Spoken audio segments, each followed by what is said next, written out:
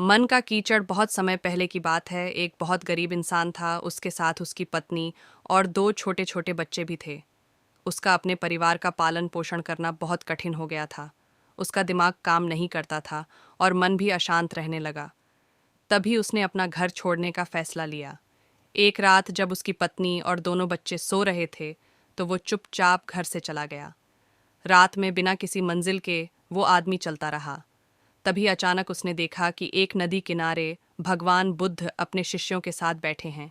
उसी वक्त उसने निर्णय लिया कि वह अब सन्यासी हो जाएगा और भगवान बुद्ध का शिष्य बनकर यहीं रहेगा।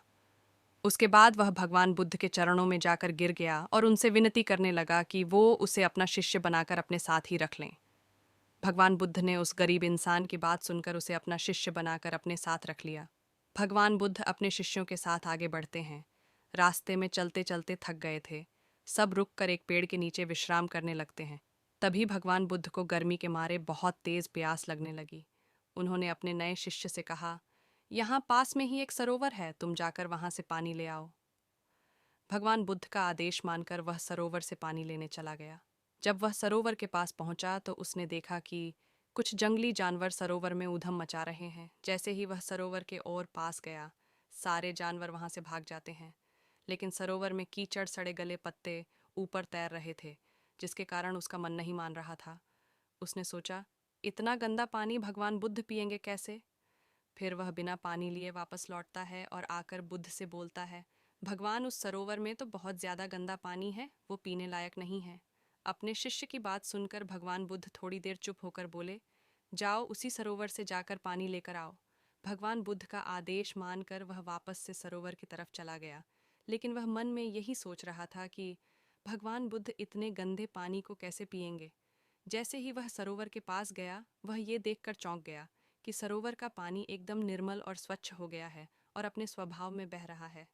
उसने पानी लिया और भगवान बुद्ध के पास आते ही उनसे प्रश्न करता है, भगवान, थोड़ी ही देर में सरोवर का मैला पानी इतना साफ कैसे हो गया? फिर बुद्ध ने उसे समझाते हुए कहा, जब जानवर पानी में ऊधम मचाए हुए थे, तब सरोवर का कीचड़ उभर आया था। लेकिन कुछ देर शांत रहने पर कीचड़ फिर से नीचे बैठ गया और पानी पहले जैसे फिर से निर्मल और स्वच्छ हो गया। ठीक इसी तरह से हमारे मन की स्थिति भी ऐसी ही होती है। जीवन की कठिनाइयों और भाग दौड़ हमारी मन में उथल पुथल पैदा कर देती हैं, जिसके कारण हम बिना सोचे समझे गलत निर्णय ले लेते हैं।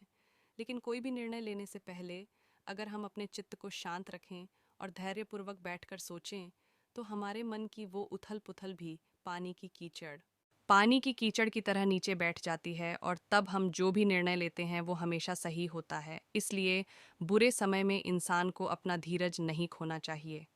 भगवान बुद्ध की यह बातें सुनकर उसका दिमाग खुल जाता है और जब वह शांति से बैठकर सोचता है तो उसे अपनी ही गलती नजर आती है। फिर उसे समझ में आता है कि उसने अपना घर छोड़ने का गलत निर्णय लिया था। फिर वो भगवान बुद्ध के चरण स्पर्श करके उनसे आज्ञा लेकर अपने घर और वापस चला जाता है।